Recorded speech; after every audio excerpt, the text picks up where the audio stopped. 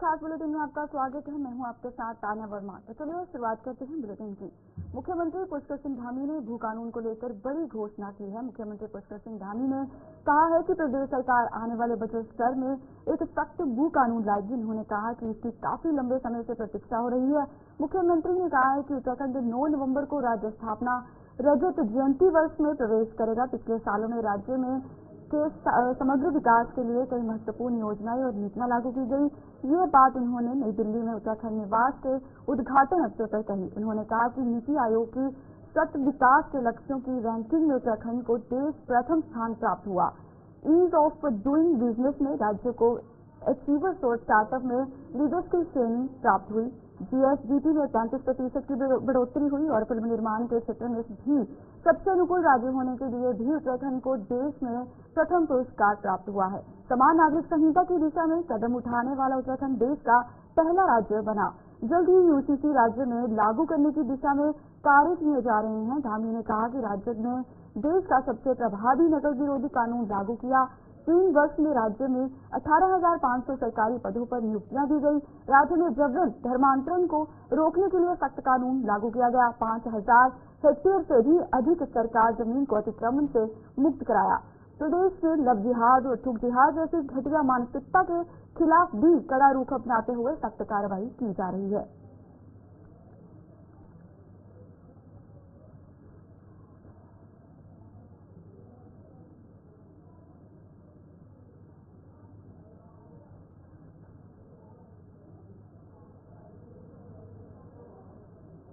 तो आपको बता दें कि मुख्यमंत्री पुष्कर सिंह धामी ने भू कानून को लेकर बड़ी घोषणा की है। मुख्यमंत्री पुष्कर सिंह धामी ने कहा कि प्रदेश सरकार आने वाले बजट सत्र में एक सख्त भू कानून लाएगी।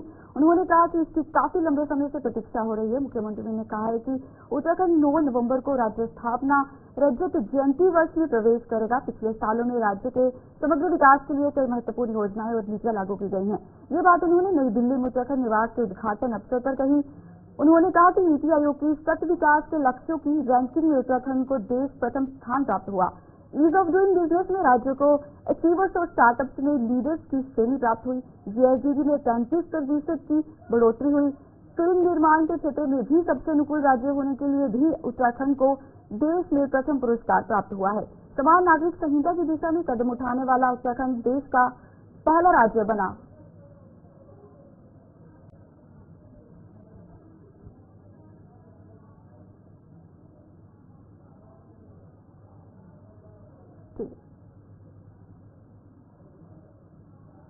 तो चलिए अब सीधा रुख करते हैं असेंबली की ओर।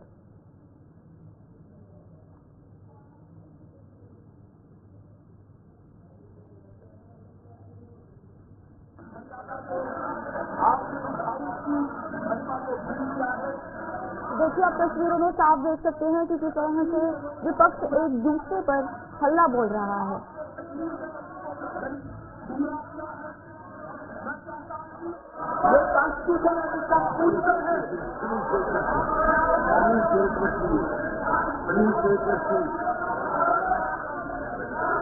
आप मेरी बात आप कैसे बैठे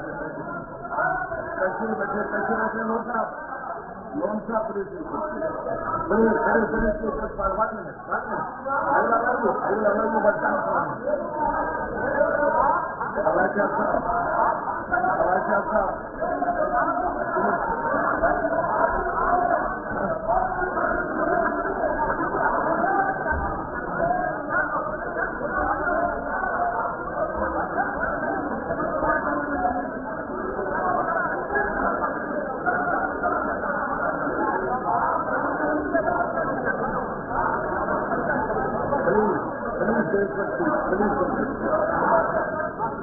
आप मेरी बात को सुनो ना।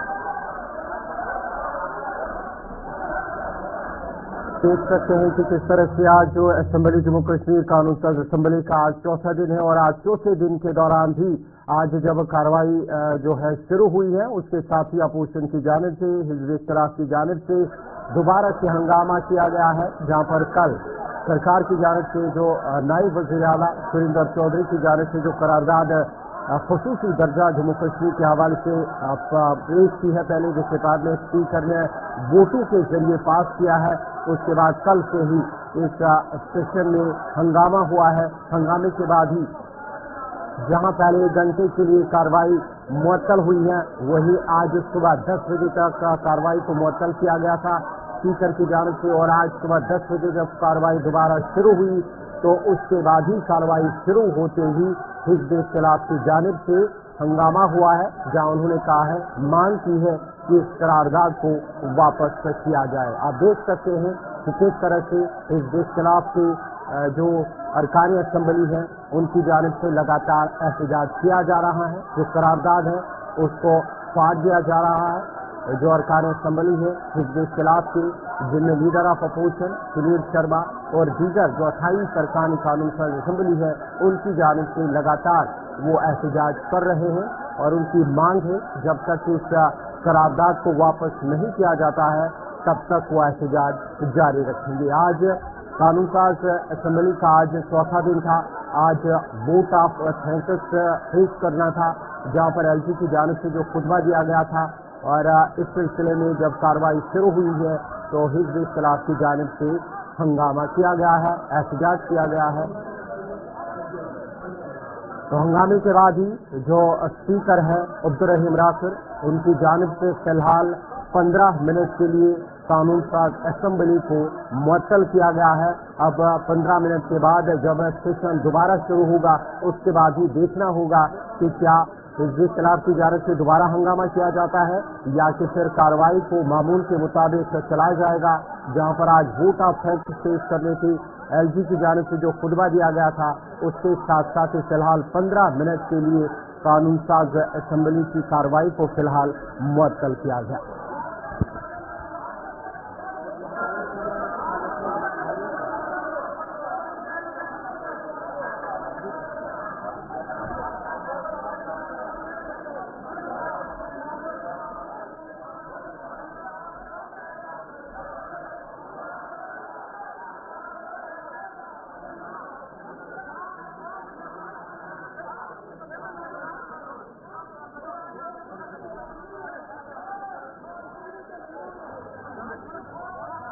तो चलिए बढ़ते हैं अगली खबर की ओर। मुख्यमंत्री पुष्कर सिंह धामी ने प्रकाशी भ्रमण के दौरान श्री शांति मंदिर एवं काशी विश्वनाथ मंदिर के दर्शन कर देश और प्रदेश के विकास व जन कल्याण की कामना की है। इस अवसर पर मुख्यमंत्री ने मंदिर परिसर में आयोजित 7 दिवसीय श्रीमंत कथा ज्ञान यज्ञ में प्रतिभाग कर अन्य श्रद्धालुओं के साथ जमीन पर बैठकर कथा सुनी। मुख्यमंत्री के समन्वय किशोर भट्ट एवं उनके परिजनों द्वारा शक्ति मंदिर के पुजारी रहे। इसमें स्वर्गीय मुरारी लाल भट्ट के वार्षिक श्रृंगार के उपलक्ष्य में आयोजित इस कथा ज्ञान यज्ञ में आचार्य डॉक्टर शशांक शेखर के द्वारा श्रीमंत भागवत कथा का वाचन किया गया और मुख्यमंत्री पुष्कर सिंह धामी ने इस कथा ज्ञान यज्ञ में व्यासपीठ का अभिनंदन करने और कथा श्रवण करने के उपरांत उपस्थित जन समुदाय को संबोधित करते हुए कहा कि इस तरह के आयोजनाओं से हमें जीवन को बेहतर बनाने में मदद मिलती है।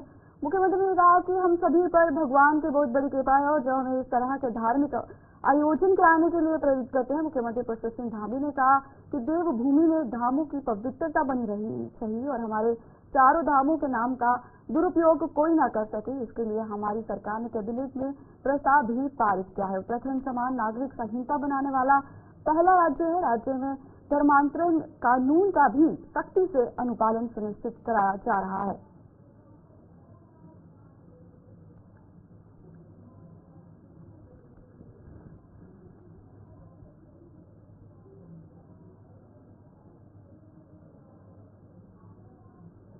अल्मोड़ा बस हादसे के मामले में शासन ने अपर सचिव की अध्यक्षता में जांच समिति गठित की है और 3 दिन में जांच रिपोर्ट देने का निर्देश दिए। जिस मरचूला सतपुली मोटर मार्ग पर सड़क हादसा हुआ, इस पर इसी साल मार्च में क्रैश बैरियर लगाने समेत अन्य सुरक्षा कार्य करने की स्वीकृति प्रदान की गई थी, पर 7 महीने गुजर जाने के बाद भी कार्य नहीं हुआ। सीएम पुष्कर सिंह धामी के निर्देश पर शासन ने मामले की जांच कराने का आदेश दिया है और इस समिति को 3 दिन में जांच रिपोर्ट देने का निर्देश दिया है। तो आपको बता दें कि अल्मोड़ा बस हादसे के मामले में शासन ने अपर सचिव की अध्यक्षता में जांच समिति गठित की है और 3 दिन में जांच रिपोर्ट देने का निर्देश दिए हैं। जिस मरचूला सतपुली मोटर मार्ग पर सड़क हादसा हुआ है, इस पर इसी साल मार्च में क्रैश बैरियर लगाने समेत अन्य सुरक्षा कार्य करने की स्वीकृति प्रदान की गई थी। तो चलिए अब हमारे साथ हमारे संवाददाता धनराज गर्ग जुड़ चुके हैं। धनराज, हमें बताइएगा कि जब मंजूरी दी गई थी तो 7 महीने कैसे गुजर गए?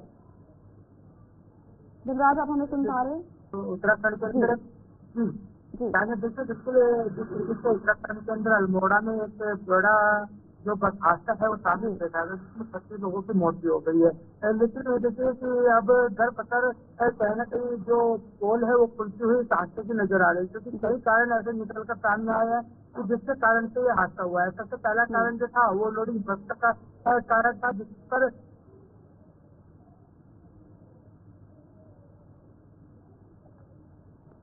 तो चलिए आपको बता दें कि क्रैश बैरियर लगाने समेत अन्य सुरक्षा कार्य करने की स्वीकृति प्रदान की गई थी, पर 7 महीने गुजर जाने के बाद भी कार्य जो है वो नहीं हुआ है।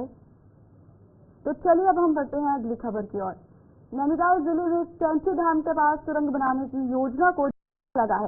राष्ट्रीय राजमार्ग जाम से निपटने के लिए मंदिर से पहले एक सुरंग बनाकर वैकल्पिक मार्ग की संभावना को तलाश रहा था, लेकिन जहां पर सुरंग बनने की योजना थी वहां पर चट्टानों के कमजोर होने समेत अन्य कारणों के चलते योजना पर आगे बढ़ने की संभावना नहीं है। योजना के आगे न बढ़ने के बाद अब वैकल्पिक मार्ग की तलाश शुरू की गई है। तो आपको बता दें कि नैनीताल जिले में कैंची धाम के पास सुरंग बनाने की योजना को झटका लगा है। राष्ट्रीय राजमार्ग जाम से निपटने के लिए मंदिर से पहले एक सुरंग बनाकर वैकल्पिक मार्ग की संभावना को तलाश रहा था, लेकिन जहां पर सुरंग बनने की योजना थी वहां पर चट्टानों के कमजोर होने समेत अन्य कारणों के चलते योजना पर आगे बढ़ने की संभावना नहीं है। योजना के आगे न बढ़ने के बाद वैकल्पिक मार्ग तलाश शुरू हो गई है। तो चलिए हमारे साथ धनराज जुड़े हैं। धनराज, बताइएगा कि जांच रिपोर्ट आने के बाद भी आगे की क्या प्रक्रिया रहेगी और आप बताइए कि इस योजना का क्या लाभ रहेगा? जी बिल्कुल, देखिए जो कैंची धाम है वहाँ पर जो जिस तरीके से सुरंग बनाने की योजना बनाई गई थी, लेकिन इस पर कहना कहीं ग्रहण लगता हुआ नजर आ रहा है, क्योंकि जो चट्टानें हैं वो कमजोर है और इस कारण से कहना कहीं यही कारण बताया जा रहा है कि वो सुरंग नहीं बन सकती। लेकिन कैंची धाम मंदिर के लिए काफी दबाव कहना कहीं भक्तों का रहता है और इसके कारण कहना कहीं ट्रैफिक भी जाम रहने की स्थिति बनी रहती है। लेकिन अब जिस तरीके से जो सुरंग बनाने का निर्णय लिया गया था वो अब कहना कहीं गड्ढे में जाता हुआ नजर आ रहा है, क्योंकि जिस तरीके से जो पूरी जांच हुई है और जांच रिपोर्ट आई है उसमें साफ तौर पर आया है कि जो चट्टानें हैं वो कमजोर हैं और कभी भी हादसा हो सकता है, इस कारण वहाँ पर सुरंग नहीं बनाई जा सकती। तो लेकिन जो वैकल्पिक मार्ग है उनको तलाशने की कोशिश अब अधिकारियों के द्वारा की जा रही है कि जल्दी वो वैकल्पिक मार्ग तलाशा जाएगा, और क्योंकि काफी दबाव वहाँ पर रहता है तो कहीं न कहीं ये माना जा रहा है कि जो पहले से ही वहाँ पर रोड बना हुआ है उसका चौड़ीकरण किया जाएगा, उसका सौंदर्यीकरण किया जाएगा। इस परियोजना के पूरे न होने के बाद क्या लाभ जो है वो होंगे और क्या क्या विकल्प रहेंगे इसके बाद? जी बिल्कुल, देखिए मैंने आपको बताया कि जिस तरीके से सुरंग बनाने का निर्णय लिया गया था, लेकिन चट्टानों की कमजोर होने के कारण वो सुरंग नहीं बन पा रही है, क्योंकि विशेषज्ञों ने साफ तौर पर कहा है कि यदि वहाँ पर चट्टान के पास में सुरंग बनाई जाती है तो कभी भी कोई हादसा हो सकता है, जिससे चट्टान कभी भी खिसक सकती है। लेकिन जैसे कि अब वैकल्पिक मार्ग के लिए कहीं न कहीं जो अधिकारी हैं, जो टीमें हैं वो वहाँ पर लगी हुई है, तमाम ऐसे वैकल्पिक मार्ग तलाशने की कोशिश वहाँ पर की जा रही है और जल्दी वो वैकल्पिक मार्ग तलाश लिया जाएगा और उसी के द्वारा जो भी मार्ग निकल कर सामने आएगा उसी पर कार्य किया जाएगा। ठीक है, स्थानीय लोगों के क्या राय है इस योजना को लेकर? जी बिल्कुल, देखिए स्थानीय लोगों को कहीं न कहीं इससे बड़ा लाभ मिलने वाला था योजना से, क्योंकि सुरंग बनती तो कहीं न कहीं जो आसपास के गांव थे वो भी इसे सुरंग से जुड़ते हुए नजर आते, लेकिन अब वो सुरंग नहीं बनाई जा रही है तो कहीं न कहीं जो आसपास के लोग हैं, स्थानीय लोग हैं, उनका साफ तौर पर यही कहना है कि यदि सुरंग बनती तो कहीं न कहीं एक अच्छा विकल्प उनके सामने होता है। लेकिन अब सुरंग नहीं बनाई जा रही क्योंकि सुरक्षा अभी सबसे पहली बात है और अब जो है वैकल्पिक मार्ग तलाशा जा रहा है, उसके द्वारा भी कहीं न कहीं सारे लोगों को उसका लाभ जरूर मिलेगा। तो पटेल समाज को खोजने में कितना समय लग सकता है? जी बिल्कुल, देखिए अभी इस पर पूरा कार्य किया जा रहा है और तमाम जो पूरी रिपोर्ट है वो कहीं न कहीं मुख्यमंत्री पुष्कर सिंह धामी को सौंपी जाएगी, उसके बाद इस पर कार्य किया जाएगा। यानी कहा जा सकता है कि अभी इसमें 2 से 4 महीने लग सकते हैं इस तलाश से पूरे मार्ग को तलाशने के लिए, और बनने के लिए थोड़ा समय जरूर लगेगा। ठीक है, तमाम जानकारी के लिए धन्यवाद धनराज। धनराज हमारे साथ बने रहिएगा अगली खबर के लिए। तो चलिए अब हम बढ़ते हैं अगली खबर की ओर। इससे पहले छोटा सा ब्रेक लेंगे, बढ़ते हैं अगली खबर की ओर।